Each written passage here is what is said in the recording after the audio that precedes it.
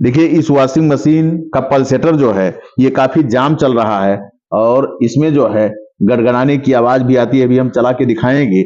और ये जाम जो चल रहा है, ये सबसे बड़ी कमी इसमें यह है कि इसमें जो बी बेल्ट लगा हुआ है, इस बी बेल्ट का तनाव, इसका टेंशन बहुत अधिक है, इसलिए पल्सेटर हमारा जाम चल रहा है। और इसमें कुछ गड़गड़ाने की आवाज आ रही है। इधर से हम देखते हैं कि देखिए पल्सेटर हाथ से जो हम चलाते हैं तो इसमें देखिए कैसे गड़गड़ाने की आवाज आ रही है। तो इसका बुश भी खराब है, तो इसका बुश चेंज करेंगे और उसका बी बेल्ट का तनाव इसको जो है सही करेंगे, तो ये पल्सेटर हमारा सही चलेगा।